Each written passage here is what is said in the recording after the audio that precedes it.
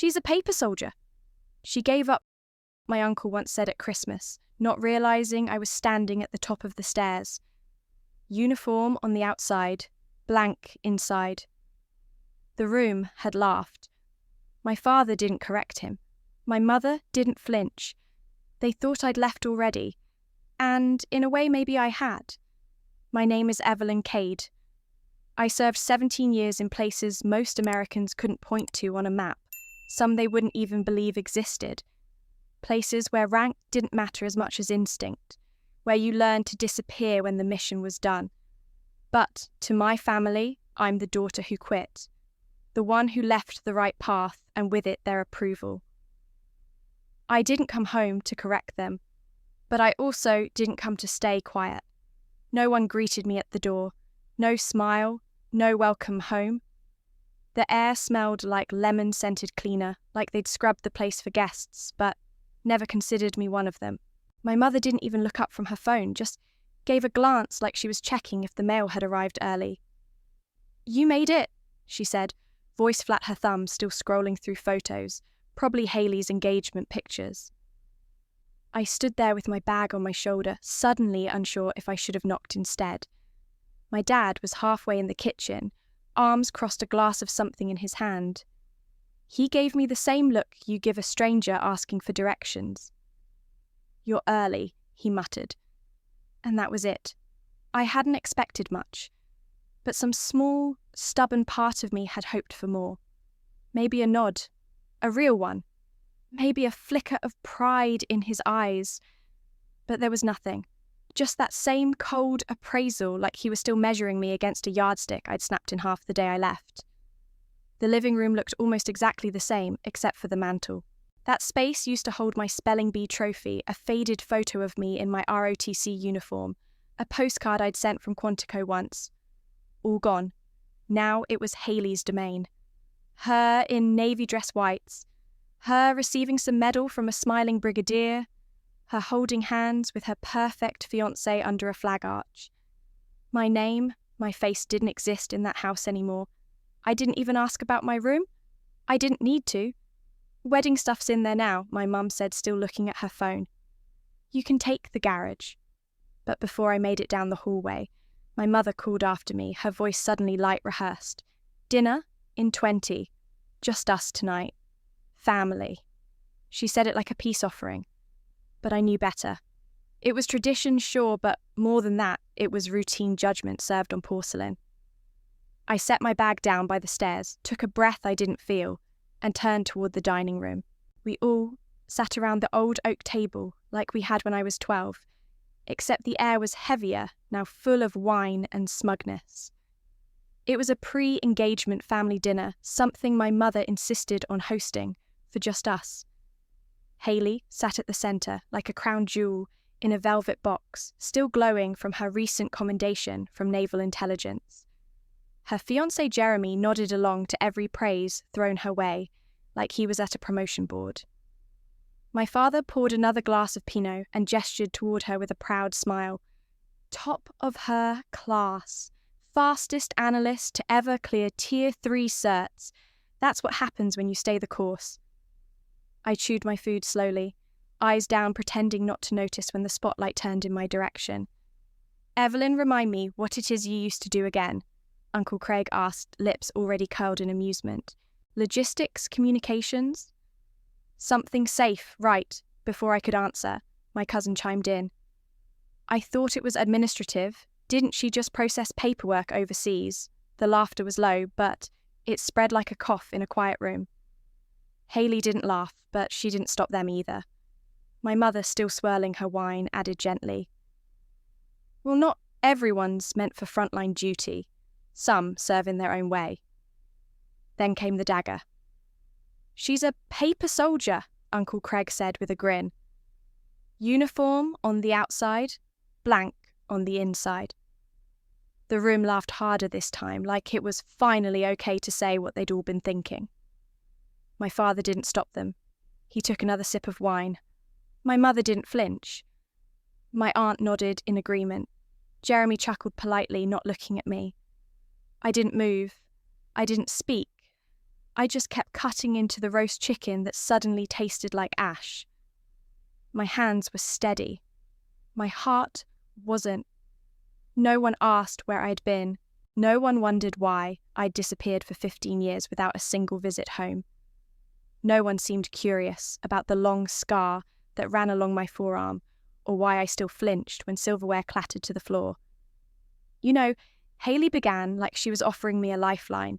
There's this great career transition program for veterans who, didn't finish a full tour.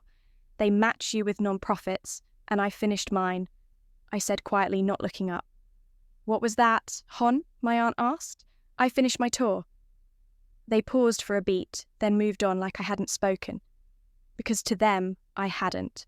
I was a void in uniform, a paper soldier. As dessert came out, my father raised a toast. To Hayley.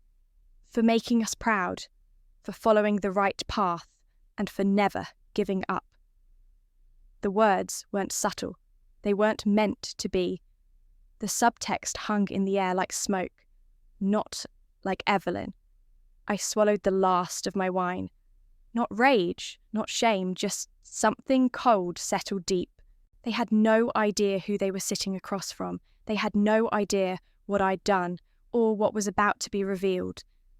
And that ignorance, that's what made what came next so much sweeter. I didn't say anything when the plates were cleared, didn't stand, didn't explain, just let the silence spread around me like smoke. Eventually they all drifted to the living room, Hayley showing off a new slideshow, my parents laughing too loud at something Jeremy said. I stayed behind still at the table staring at the empty wine glass like it held a different kind of truth. No one noticed when I slipped away. And that was fine. I had one more uniform to unpack. I nodded, said, "Okay," and walked firmly toward the garage. The garage was cold, but I'd slept in worse. A cot was set up next to the water heater. A folded wool blanket lay at the foot, like someone had tried to make it look like a bed. The bulb overhead buzzed softly. It felt like a holding cell, with a family photo tacked to the wall out of pity. I sat down and let the silence crawl over me. Then I heard the muffled voices through the thin wall. My parents, my mother's voice. Do you think she's back because she needs something? Then my dad, that same low rumble she always does. They didn't say my name, didn't have to. I'd heard this script before. I unzipped my duffel slowly. Folded beneath a change of clothes and a battered paperback was my uniform. Not the one they'd wanted to see me wear, the academy issue with my name embroidered neat above the pocket. That one never made it out of the box. This one didn't have a name. No branch insignia. Just tough, plain fabric tailored to disappear into places no one ever admitted being. I ran a hand over the sleeve. They had no idea what I'd worn this for. No clue where I'd been or why I'd stayed away. I didn't come back to prove anything. I wasn't even sure I came back for them. Maybe I just wanted to see what the house looked like at sunset. Maybe I wanted to know if they'd left a place at the table. Or maybe I wanted to know if the girl they called a failure still had a name in this house. I'd lived 15 years in silence. No medals, no mentions, no trace. Ghosts like me didn't get parades. We got plausible deniability. But that didn't mean we didn't fight. And it sure as hell didn't mean we gave up. I stared at the ceiling for a long time. The bulb above flickered once, then steadied. Outside, the wind rattled the garage door. Inside, the only thing moving was the thought still echoing in my head. You gave up. They really had no idea who came home. I didn't argue. I didn't storm out. I did what I'd been trained to do: absorb, adapt, disappear. So I went where ghosts belong, into the background. And that night, the background was a ballroom full of medals, crystal glasses, and the applause of people who never saw me at all. The engagement party was everything I expected: crystal glasses, white linen, and more uniforms than a graduation parade. They'd rented out the reception hall at the Everstead Club, the kind of place with chandeliers like upside-down wedding cakes, and waiters who made you feel like you didn't belong the moment you stepped through the doors. I didn't wear a dress. I didn't own one anymore. Just grey slacks and a soft blouse sleeves rolled up, once collar, slightly creased from the duffel bag I pulled it out of. I hadn't come to be noticed. I came because I wanted to see what they'd built without me. Hayley stood near the front with a glass of champagne in one hand and a circle of admirers orbiting her like planets around a star. Her navy dress whites gleamed under the chandelier light, crisp and perfect, as if someone had ironed confidence into every seam. She was radiant, there was no denying it. My sister had always known how to fill a room, and tonight she owned it. Cameras flashed around her. People in polished shoes and practiced grins leaned in close to tell her how proud they were, how far she'd come. She smiled like she'd never known failure, and maybe she hadn't. I stayed near the catering table, half hiding behind a centerpiece shaped like an anchor made of chocolate-dipped strawberries. I hadn't been announced. I wasn't expected. Most didn't recognize me, some hadn't seen me since I was 19. A few gave me the kind of nod you give the help. One man, older, with silver stripes on his cuffs, gave me a polite smile. "You part of the groom's side?" he asked. I opened my mouth to answer, but he'd already turned away. A woman in a sequined blazer approached, probably someone's aunt. She squinted at me like I was an off-brand wine. "Are you family?" she asked. Her voice wasn't unkind, just puzzled. I hesitated for a moment too long. "Yes," I said eventually. But by then, she'd already started nodding and walking away. I glanced down at my hands. No ring, no name tag, no insignia. Nothing that told them who I was, just like they wanted. To them, I was a ghost slipping between memory and myth. A blank space in the family portrait. Then came the toast. My father stood near the fireplace, one hand holding a glass, the other resting proudly on Hayley's shoulder. "Everyone here knows how proud we are," he began, "of Hayley and her incredible journey. Naval intelligence, top of her class, just like her old man." A few chuckles, some knowing nods. "She's everything this family has stood for, discipline, honor, and the kind of courage it takes to rise above." He didn't look at me, didn't even scan the room for the possibility that I was listening. "She's our pride." No mention of Evelyn, no, and our other daughter. Just a clean, clinical omission, like I'd never existed. Like I was some distant relative who'd skipped too many Christmases and lost her name. The champagne in my glass had gone flat, but I drank it anyway. Something cold bloomed in my chest, not rage, not sadness. Something quieter. The silence of erasure. Hayley didn't look towards me during the speech, but when the applause started, when people raised glasses and clapped like they were trying to echo the sound of a legacy, her eyes did flicker in my direction. Just for a second, like she knew I was there, like a phantom she wasn't sure was real. And for that moment, standing in the back of that glittering room, I wasn't Evelyn Cade, former operative ghost of a daughter, casualty of secrecy. I was just a girl watching her sister bask in the life I'd never been allowed to claim. And the weight of that, of knowing they saw me as less, because I had more than they could understand, pressed against me harder than any battlefield ever had. But I didn't flinch. I didn't leave. I stayed. Because ghosts don't haunt places. They wait in them until someone remembers who they used to be. The waiting didn't last long. I was reaching for a second glass of champagne, mostly for something to hold, when the air shifted. It wasn't loud, not obvious like a toast or a dropped tray. It was the kind of change you feel in your skin before your brain catches up. Conversations hiccuped, laughter turned brittle, and heads began to tilt toward the entrance like compasses, pulled by a stronger magnetic field. And then he walked in. Reyes. Lieutenant Colonel Alejandro Reyes. Every thread on his dress blues seemed stitched with purpose. His steps didn't echo, but they registered like measured drum beats, someone trained to move with consequence. His eyes swept the room the way you check corners in a clearing operation, fast, efficient, calculating. Most people probably thought they were watching an officer enter a party. But I knew better. I'd seen that walk through smoke and blood. I'd heard his voice cut through panic in pitch-black alleys where GPS didn't work and radios lied. The last time we were in the same space, we were both covered in sewage and adrenaline dragging a wounded interpreter out of a compound that technically didn't exist. And now, here he was, shaved, polished impossible, and looking straight at me. He didn't blink. He didn't smile. Just recognition, old and steady behind eyes that had watched the same men die I had. He stopped 2 paces into the room, squared his shoulders, and snapped into a textbook salute. "Ma'am, SEAL, Commander."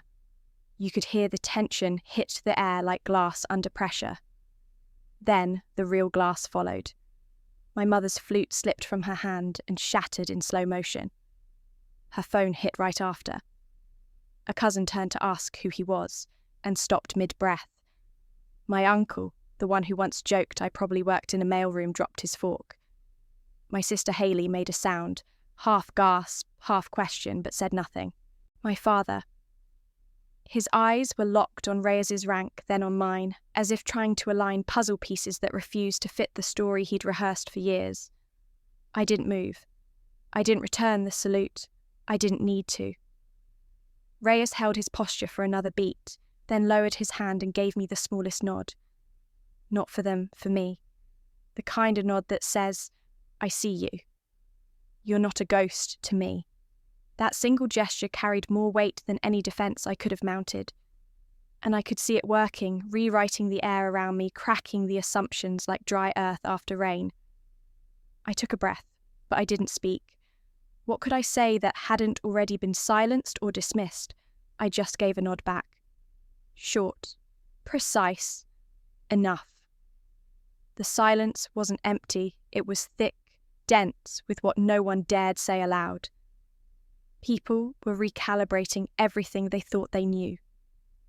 My mother stared as if Reyes had spoken in tongues.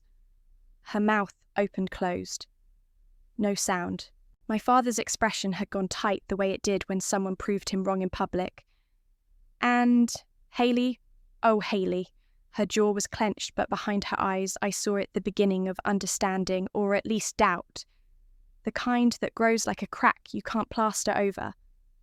I turned, slightly angled my body away before anyone could start the barrage of questions, before someone asked if it was real, if he meant it, if he had the wrong person. No one had the wrong person. And Reyes wasn't done. He walked forward like the world hadn't just spun off, axis past the bar and clapped a fellow officer on the back.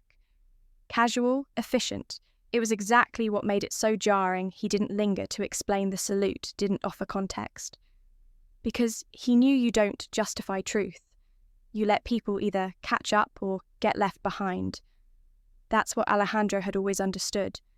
That's why he was the only person from that life I trusted to look me in the eye and still see me. Not as a myth, not as a mistake. Just me.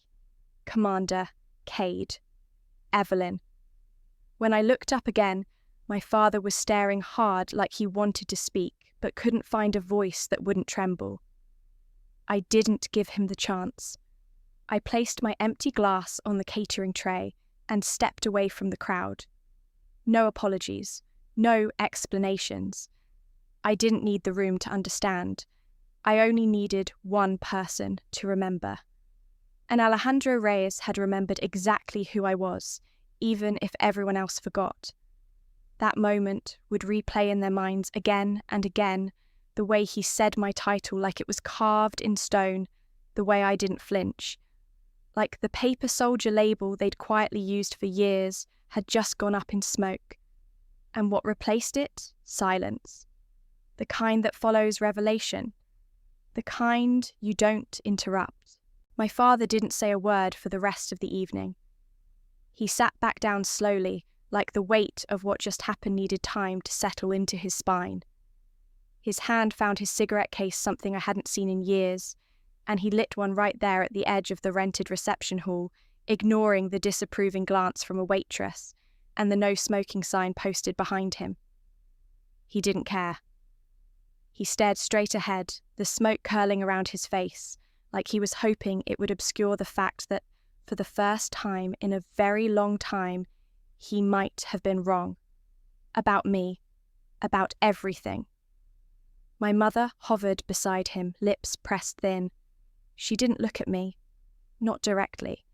But her eyes kept drifting toward where I had been standing, like she couldn't help herself. Finally, she leaned closer to him and whispered something I couldn't hear. Then, louder. "Do you think it's true?" He didn't answer, just took another drag. Hayley excused herself to the restroom, at least that's what she told the room. But I saw the way she moved, like her heels didn't quite trust the ground. Her posture, always so upright and immaculate, had developed a hitch. She walked like the air felt heavier now. I left before anyone could build the courage to speak. Before the ice of disbelief melted into questions I wasn't ready to answer. The air outside was cool and smelled faintly of jasmine and car exhaust. I walked the 2 miles home, refusing a ride from an old family friend who caught up to me in the parking lot, eyes wide and lips stammering with admiration he'd never expressed before. Back in the garage, I didn't turn on the light. I just sat on the cot and listened. The house was quiet, but not empty. I could hear my mother's voice again upstairs now. She never said, never even hinted. And my father's, "You think that kind of thing comes with postcards?" I laid back and stared at the ceiling, the single bulb above me, casting a dull, orange halo across the rafters. And for the first time since I came home, I let myself remember how it began. 17 years ago, on the front steps of this same house, a letter had arrived. It was everything they'd ever wanted for me, an official appointment to the US Naval Academy. My father beamed. My mother cried. Hayley jumped up and down like she'd just found out she got a big sister in uniform. But that night, another envelope had arrived hand-delivered. No return address, just my name and a seal I didn't recognize. Inside was an offer, classified, off the record, a program so secret it barely existed. They didn't want the best students. They wanted the ones who could disappear. No ceremony, no nameplate, no contact once I said yes.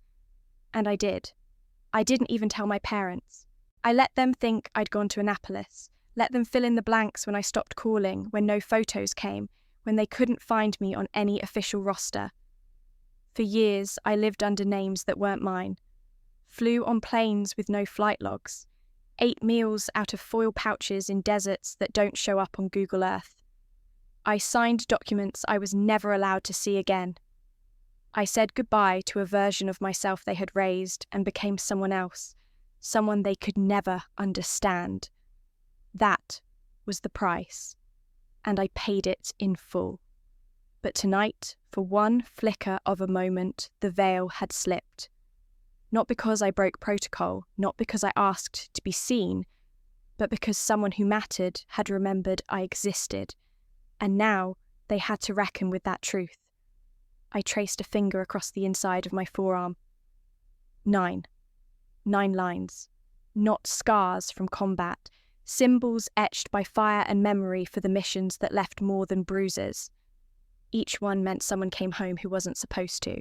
Each one meant I kept a promise even when no one else knew I made it. Upstairs, the party had died down. I could hear the shuffle of feet, the quiet clatter of champagne flutes being boxed up. Someone laughed soft, uncertain. My father's voice cut through it. Let it go. It's probably not what it looked like. And I knew then he would try. He would try to erase it again, to explain it away. But it was too late. The truth doesn't vanish just because it makes you uncomfortable. It sits. It waits. It echoes. Just like I had. The difference now, someone else had heard it too. And sometimes, when one echo meets another, something begins to stir. 3 days later, it started, with a vibration barely a buzz against the side of my leg. Not my personal phone. The other one. The one that hadn't made a sound in almost 5 years. The screen lit up with a single, blinking line intrusion. Alert. File, storm, lantern. My pulse slowed, then surged. I stepped out of the hardware store where I'd been buying a new wrench for the garage door, walked calmly to the alley behind it, and opened the encryption portal. The access point was flagged. Domestic IP, military base server. Not a hack from some foreign adversary. No, it was someone inside. Someone who didn't even know what they'd touched. The file was closed, almost instantly shut down by security protocols older than Haley's commission. But the alert had already gone out. That's how the system worked. Anyone tied operationally to a mission that never happened got a ping if it was ever threatened. And this one traced back to a terminal registered to Haley Moore, my sister. Her name flashed on the traceback log like a warning siren I couldn't unhear. It didn't make sense at first. But then I remembered the folder of thesis drafts I'd seen in her apartment a week ago, the title scribbled in pencil. Invisible Valor, the role of women in covert operations. I should have known. I should have known her curiosity would become a blade in someone else's hand. That night, I drove straight to her apartment outside the base. No knock, just walked in. She was still in uniform, hair tied back laptop open on the kitchen counter, surrounded by papers and highlighted dossiers. She looked up, startled. Ev, what are you? I held up the encrypted phone. You accessed Storm Lantern. Her expression shifted from confusion to something closer to guilt, but not shame. I didn't mean to, she said quickly. I was researching for my paper and the system opened a folder. I didn't even know what it was until that file doesn't exist. I cut in. Not officially. Not legally. Not safely. I could feel my voice rising, the adrenaline from a decade of survival surging into my limbs. You don't know what you've done. Haley closed her laptop slowly. Then, tell me. I can't. Why not? Her voice was calm now. Too calm. Because I'm not cleared, I didn't answer. She stood hands planted on the countertop. You think I don't know what it's like to be erased, to have people assume you haven't earned your place, that you just got lucky. This isn't about recognition, I said. It's about protection. For you. For me. For everyone who went on that mission. She narrowed her eyes. Then, why did the system flag my access? Why did it notify someone if it wasn't meant to be seen? I stared at her. Because if someone opens that door again, it won't be curiosity knocking next time. It'll be people who know how to bury things deeper. She flinched at that. But she didn't back down. Maybe that's the problem. Maybe too many stories have been buried so long we've forgotten who we owe them to. I didn't speak. I couldn't. The silence stretched between us like a fuse. Then she said it quietly, but with all the certainty of someone who believes the truth is heavier than the risk. Why hide a story if it deserves to be told? I exhaled slow and uneven. She didn't know. She couldn't. What she tapped wasn't just a file. It was a legacy wrapped in shadows and silence. But her voice echoed something I hadn't realized I'd forgotten once a long time ago. I believed that too. That the truth mattered. Even if it was inconvenient. Even if it hurt. Even if it wasn't mine to tell. I picked up her laptop. My fingers hovered over the keyboard. What else did you open? Nothing. It locked me out right away. Anyone else see it? No, just me. I nodded, but the knot in my gut didn't loosen. It wasn't about what she'd seen. It was about who might have seen her see it. If they trace this back to you, then, what her voice softened, will they erase me too? I met her eyes. If they do, they won't leave a trace this time. That's when she reached for my hand, tentatively, like we were still strangers with matching blood. Then help me understand. Don't protect me from it. Walk me through it. Her words were earnest. But what she didn't know was that there were things I'd locked away so tightly, even I wasn't sure I could revisit them. Still, I looked at her, my sister, who once stood beside a fireplace while they toasted her future and ignored my existence, and saw something I hadn't seen in years. Fire. Not the polished kind from medals and promotions, but the wild, untamed kind. The kind that could burn through silence. And maybe, just maybe that was what we needed now. Not protection, not protocol, but truth. And a plan for what came next meant revisiting what had come before. And there was no preparing for that. Storm Lantern wasn't a mission, it was a reckoning. Officially, it didn't exist, no record, no medals, no commendations. Just 6 names buried under layers of clearance so classified, even we forgot how to speak them aloud. But the mission burned itself into me anyway, in ways no debrief ever could. Northern Syria. Winter, 2011. The orders were simple. Infiltrate a compound suspected of housing a high-level financial node for a terrorist cell. Funding strikes across 3 continents. Take the data. Get out. 48 hours max. We were 6. Women hand-picked from across multiple branches, each of us fluent in silence, lethal in shadows. No uniforms. No names. Just call signs and a chain of command made from trust, not stripes. They called us Ghost Team 9. We called ourselves nothing. Not out loud. We parachuted into the outskirts under moonless skies, radios off-breath shallow. The air reeked of diesel and old blood. The intel was off. There wasn't one safe house. There was a cluster. Networked. Wired. Guarded with more bodies than we'd been told. Extraction would have to wait. We dug in. 48 hours became 72. Then a week. Then 12 days of holding a half-bombed schoolhouse, surrounded by rubble and crossfire. Supplies ran dry by day 5. We boiled water from broken pipes, ate dry rations until they tasted like ash. Day 6. Lynn, our linguist, took a shot to the leg while patching into a comm line. I dragged her out while Kay covered us with a rifle she'd fixed using parts from a busted generator. Day 8. Betrayal came. Local contact folded, gave up one of ours, Mira, youngest of us, barely 23. They took her alive. They weren't supposed to. That night, command sent the order abort. Leave, Mira. Burn the drive. Pull out while you still can. I said no. I didn't say it loud. I just turned my comm off and started walking. The others followed. No debate. That's how deep our bond ran.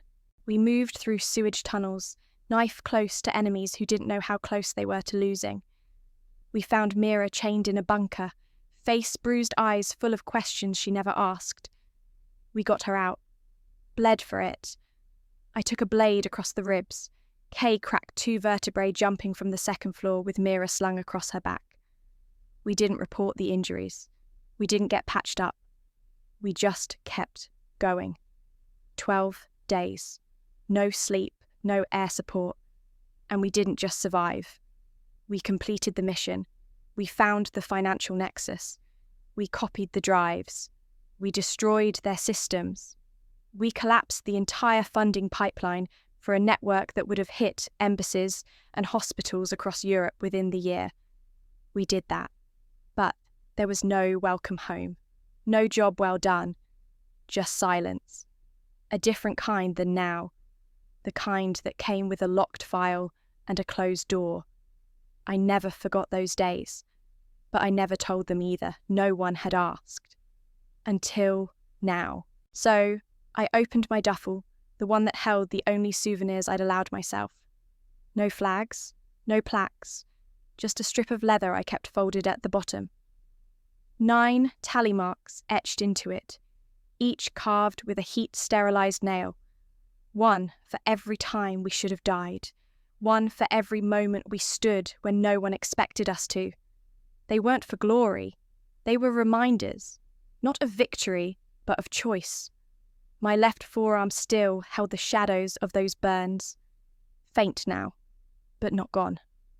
I didn't flinch when Haley saw them. She didn't speak, just stared like she was finally beginning to understand that some medals don't shine, some only scar.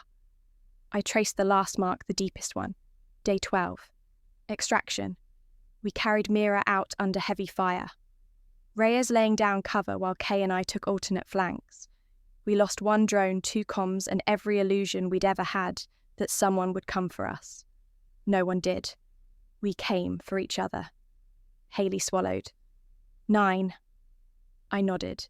There were more missions after. But that one storm lantern, that one lit everything.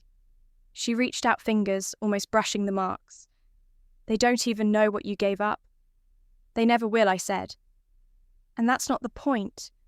Then what is, I looked at her. My voice was quiet but firm. The point is we didn't fail. And they don't get to rewrite that just because it makes their reports cleaner. She sat back, mind racing. Then we have to fight. Yeah, I said, but not with weapons, not this time. I stood and looked at the door. This time we fight with testimony. She followed my gaze.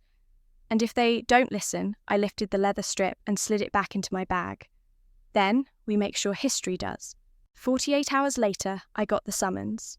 No official letterhead, no clearance tag, just coordinates, a timestamp, and a 5-digit access code sent through an encrypted channel I hadn't seen blink since Kandahar. That was how you knew it wasn't an invitation, it was an order.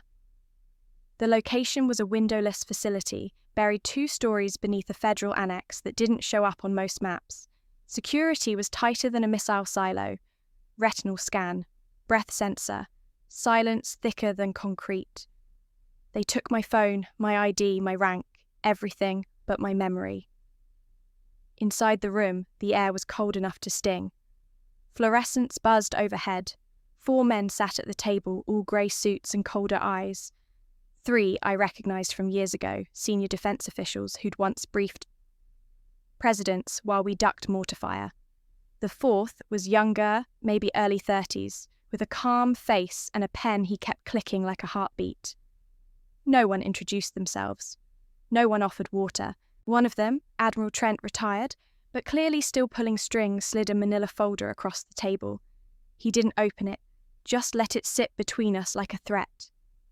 The stamp on the front was loud enough. Storm Lantern Security Risk Active. Someone breached the archive, he said. No emotion, just fact. Access came from a base terminal, your sister's clearance code. I didn't flinch. She didn't know what she was opening. You do, another one said, steepling his fingers. And that's why you're here. The young one finally spoke. We can't afford exposure, Commander Cade. Not now.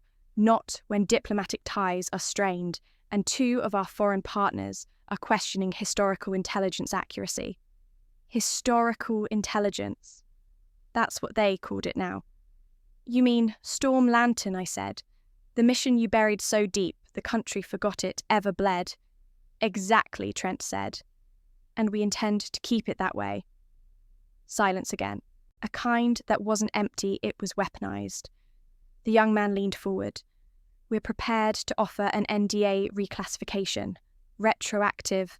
All living members sign it. No exceptions. In exchange, the file is destroyed. Clean slate, no public hearings, no trails, no justice. And if I don't sign, I asked. He clicked his pen again. Once.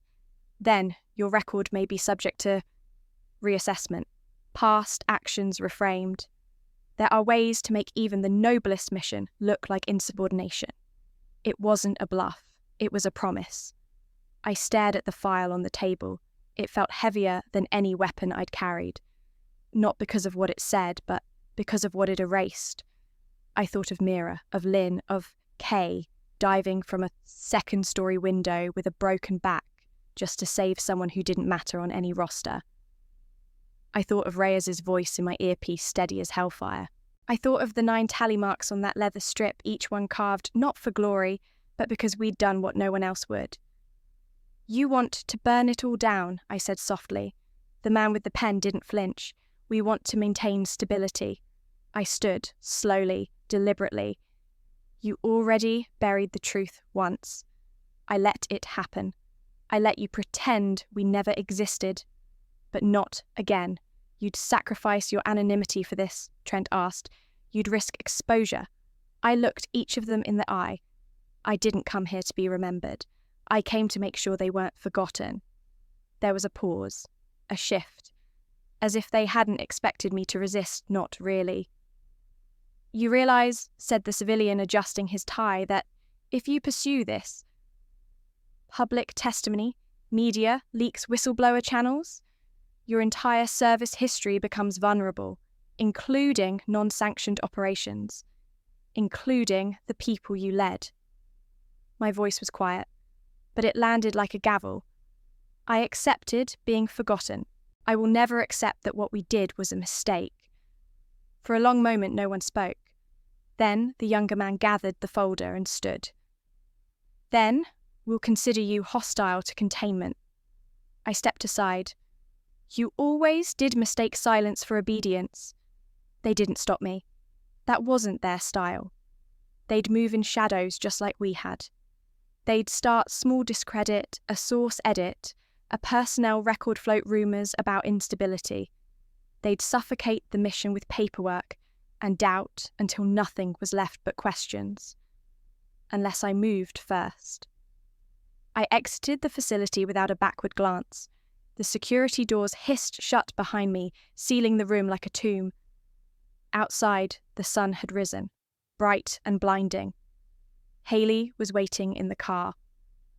I slid into the passenger seat, closed the door and exhaled. Well, she asked. They're going to try to erase it. Her jaw tightened. Then we tell it faster. I didn't answer her right away. The words hung there. Then we tell it faster, like a spark near dry kindling. I just stared out the windshield at the Pentagon, its angular bulk framed by a sunrise that felt too soft for what was coming. You really think they'll listen? I finally asked. They don't have a choice, Haley said, her voice steadier than I'd ever heard it. And so, 2 days later, I walked into a hearing room that hadn't changed since my academy orientation briefings. Same beige walls, same polished table, same faces that never looked like they belonged in combat boots. Only this time, I wasn't here as a cadet or a name whispered in clearance-only circles. I was here as someone they hadn't planned for. My uniform felt strange on my skin. Not the dress blues from the academy. This one was simple, unadorned. No ribbons, no badges. Just the right cut and a quiet message: I don't need a chest full of medals to stand in front of you. I was announced as Commander Evelyn Cade, formerly of Joint Task Force 9. They skipped the code name. Smart. No one wanted that on the record. The committee was small.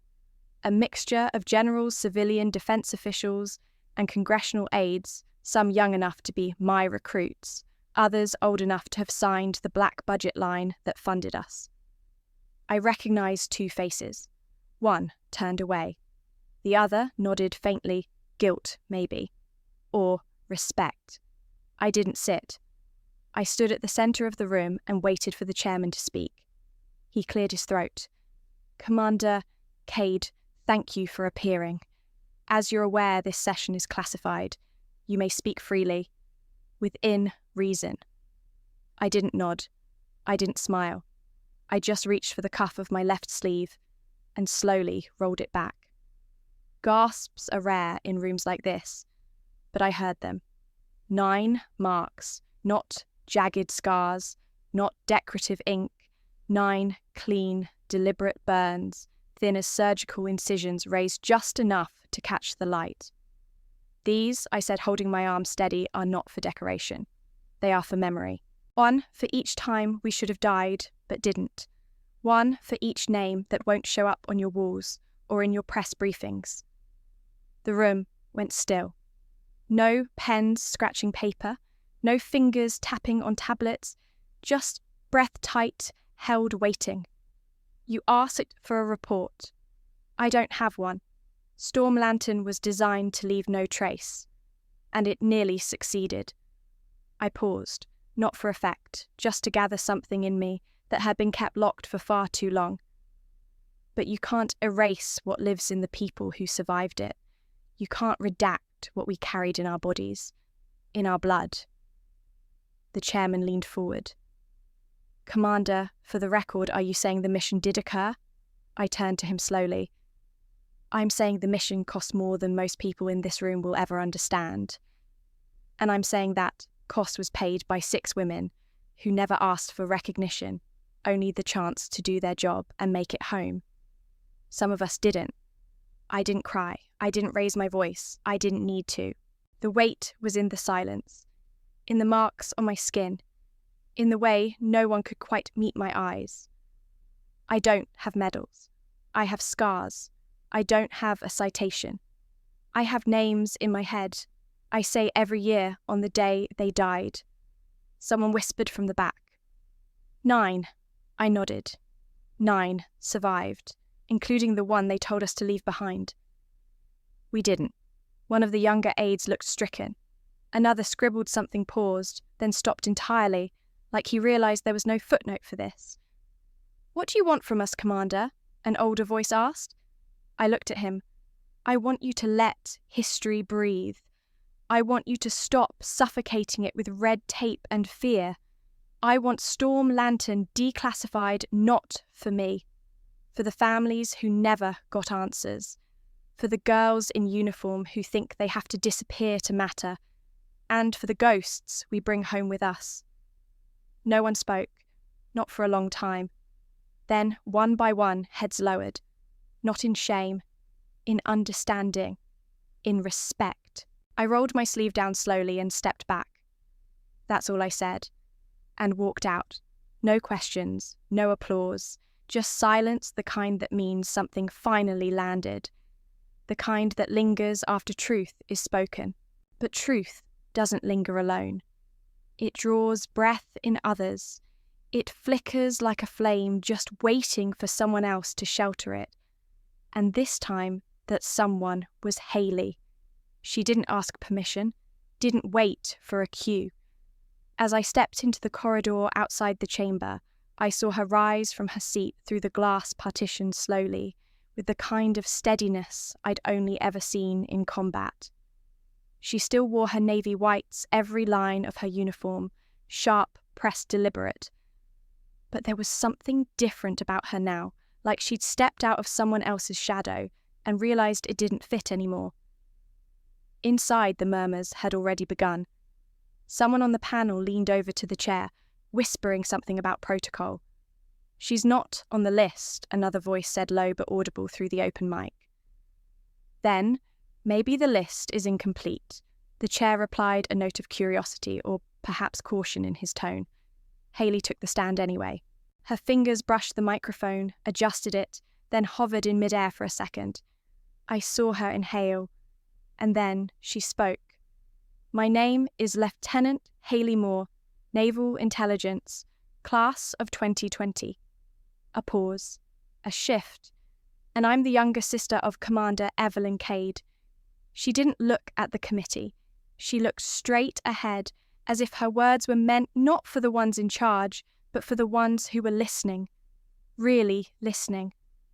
For most of my life, she continued, I was told my sister gave up, that she walked away from duty, from honour, from us. I believed it. I wore that belief like armour, like something I needed to protect the image of my own success.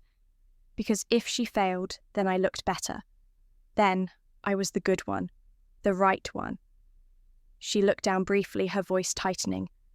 But that was a lie told by silence, by omission, by fear. My mother sat near the back, unmoving. Her clutch bag gripped tight in both hands, knuckles pale. I don't know if she wanted to interrupt, if she felt the unravelling of years of denial, but she didn't. She just stared, as though frozen somewhere between grief and recognition. Haley continued, her voice steadying with each syllable. My sister didn't disappear because she couldn't handle the pressure. She disappeared because the truth about what she did, what she gave, was too big for the spaces we had prepared to hold it. Too dangerous for the narratives we wanted to tell. Too female for the halls that weren't ready to honour quiet bravery. A low ripple moved through the room. Not a sound, exactly just a feeling. I recognised it, the moment before clarity. "I've worn this uniform proudly," Haley said, lifting her chin. "I've earned every stripe, every station. But I stand here today knowing that my accomplishments are not diminished by hers. They are made possible by them. She stood in places I will never be cleared to know, made decisions that don't come with parades, and she came home not to be celebrated, but to be erased." She looked directly at the chair. "We talk about courage in this country, but we sanitize it. We put it in frames and glass cases and tell it to smile for the camera. What my sister did, what Storm Lantern was, that was courage without witness, without applause, and it deserves more than silence." A soft rustle echoed through the chamber. A young woman in Air Force dress blue stood near the side wall, eyes wide, hands clenched. She didn't speak, just stood taller. Another woman followed, then a man in marine greens. They weren't shouting, they weren't grandstanding, they were just standing, as if to say, "I see her. I hear this." "I'm not asking you to put her in a textbook," Haley said, voice thick now with something deeper than resolve. "I'm asking you to remember that the military doesn't run on the stories we tell. It runs on the ones we don't." The youngest committee member, a congressional aide barely 30, lowered his pen. His notes forgotten. His eyes fixed on Haley like he was watching something rewrite itself in real time. "Storm Lantern happened," she said, "and those women matter. My sister matters."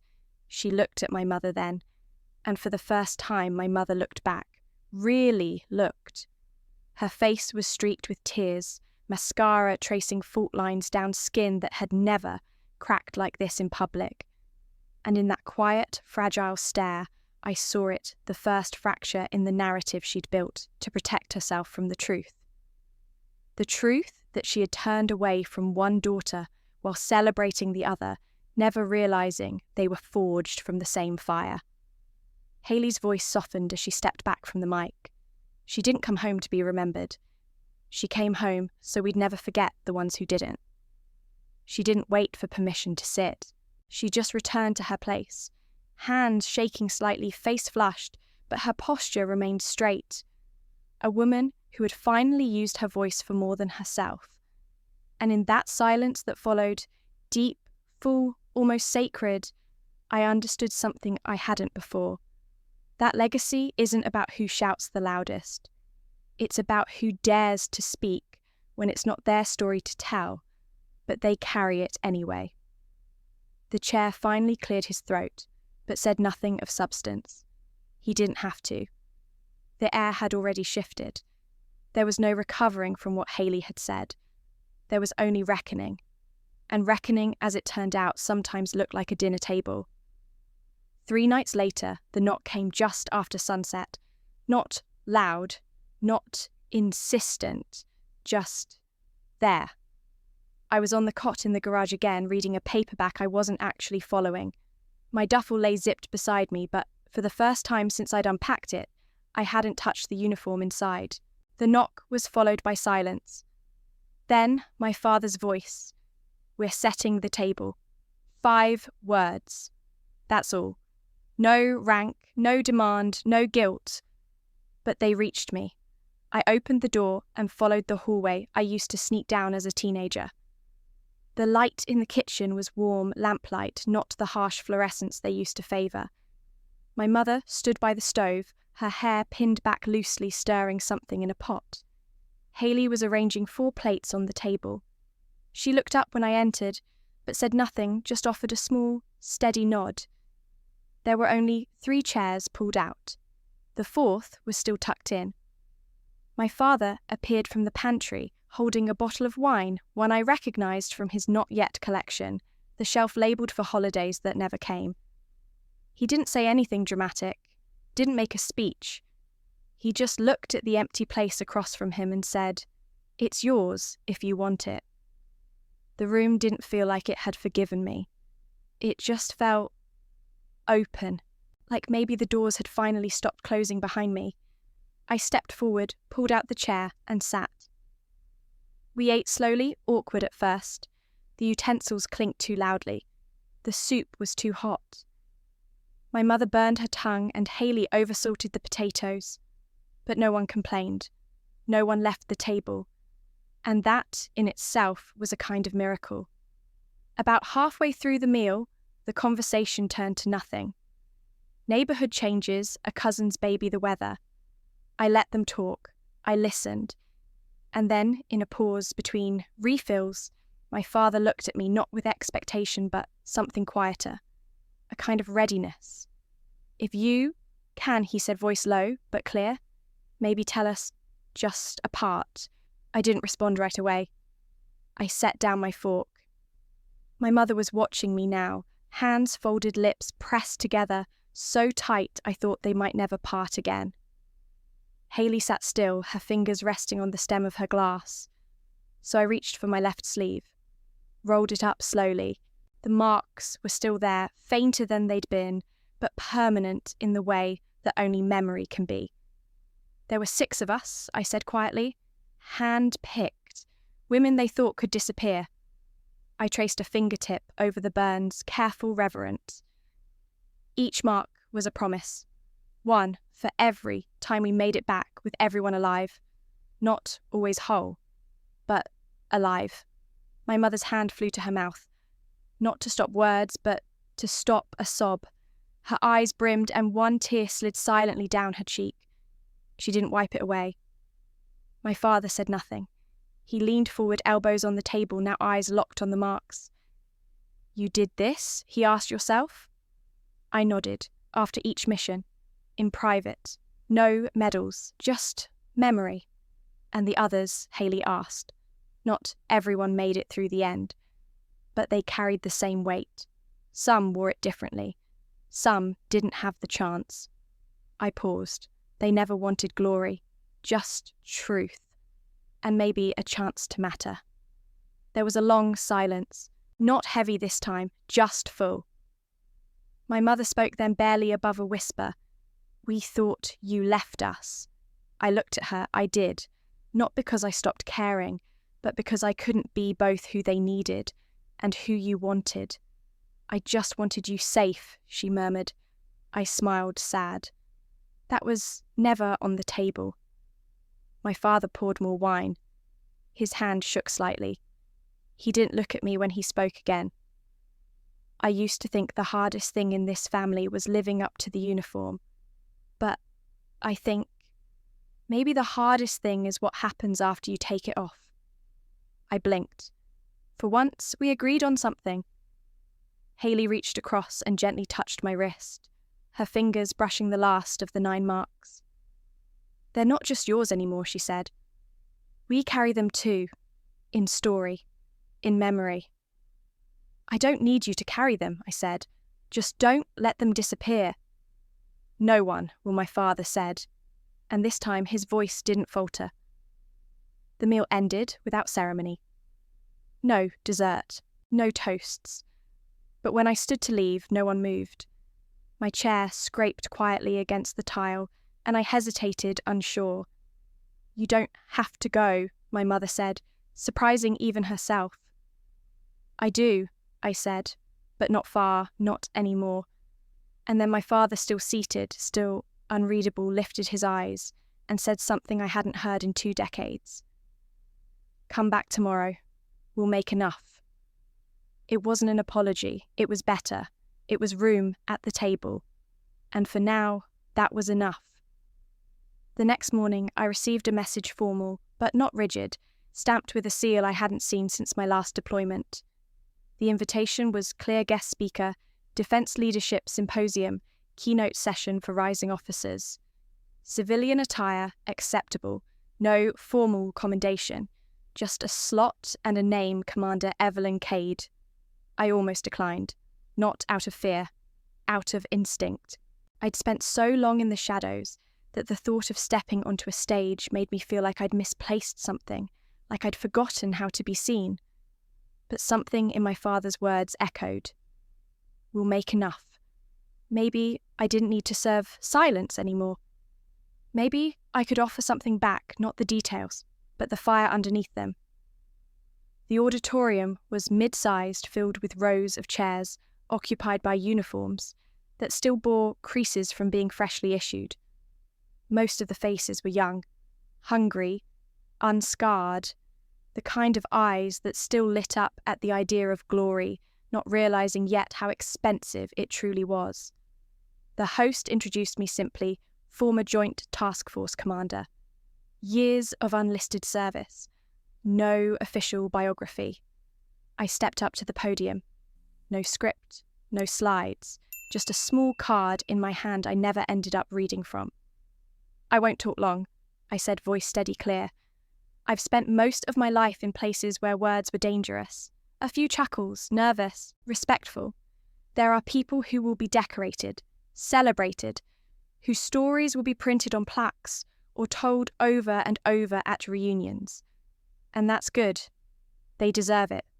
I paused. Let the air settle. Then there are people like me. People who were trained to vanish, whose victories were only counted in the number of lives quietly saved, not headlines. I glanced around the room. No one looked away.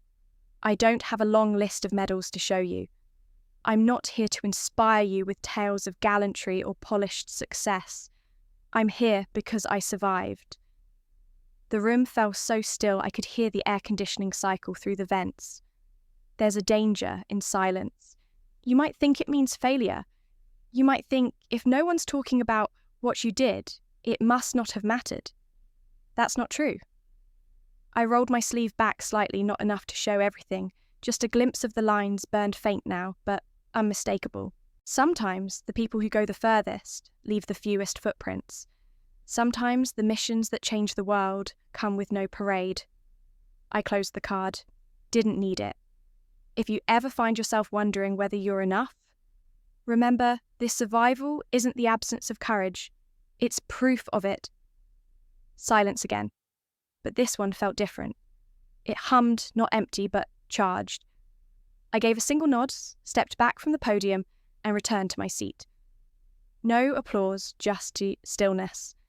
And then one voice quiet, but sure. Mom, a young woman in the second row. She looked barely 22. Her insignia said second lieutenant. Her eyes said doubt. She stood slowly. How do you know you're good enough when the job isn't to stand out but to disappear? I walked back toward her, not to the podium, but right in front of her. We were nearly eye to eye. You won't always know, I said. You won't always get the feedback, the recognition. Sometimes all you'll have is silence and a scar that never quite fades. She swallowed hard. I could see her knuckles whitening around her cap. Don't mistake silence for failure, I said, and never ever underestimate what a scar means. It means you were there. It means you came back. She didn't say anything, just nodded once tight, like she was anchoring something inside herself. As the session ended, a few stayed behind.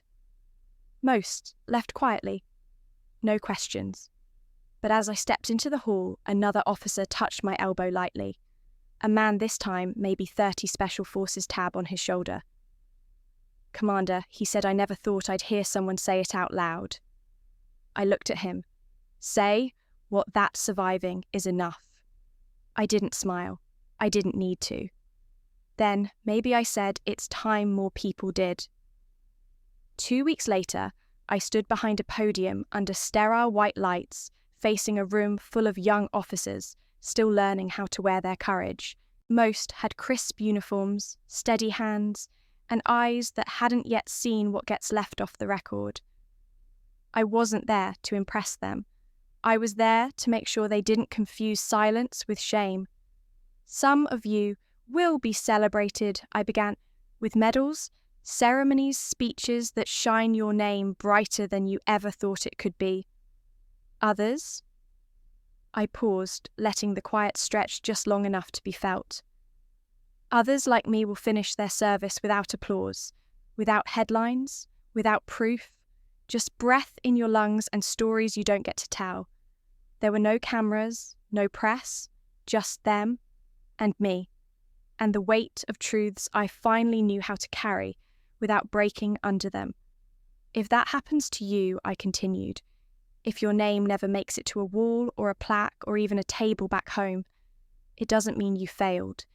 It means your fight just didn't come with witnesses. When it ended, no one clapped right away. They didn't need to. Sometimes the most powerful reaction is the stillness that comes when something hits you too honestly to fake through. Afterward, a young lieutenant in the back approached me. She couldn't have been more than 24. Her hands were strong, but not steady. "Mom," she asked, voice low, "how do you know if you're enough, if you're ever going to be enough?" I looked at her for a long moment. Then I rolled back my sleeve slow and quiet, and let her see the faint ridges of what used to be fire. "Don't mistake silence for failure," I said, "and never underestimate the scars you carry. They mean you stayed. They mean you kept going. They mean you didn't vanish." She didn't speak, just nodded. One sharp, grateful motion.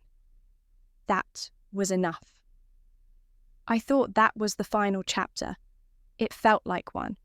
The speech, the closure, the understanding.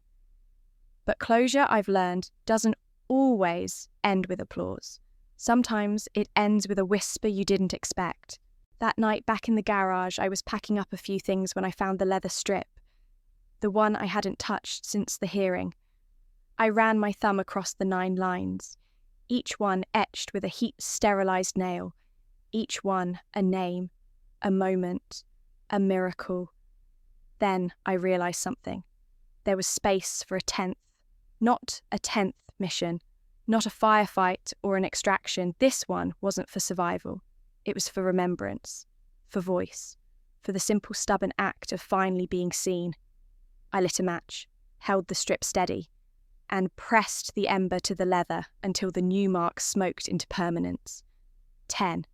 A different kind of burn. Not for pain. For peace. Upstairs, someone laughed softly, my mother maybe, or Haley. The sound didn't hurt this time. It landed gently, like proof that echoes don't only carry grief. Some names aren't written down. Some victories aren't sung. But they still matter. And so do you. If this story meant something to you, if you've ever felt invisible or underestimated or silenced by the weight of what you carry, you're not alone. Hit that subscribe button. Not because we need the numbers, but because sometimes all it takes is one more voice to keep a story from fading. We see you now.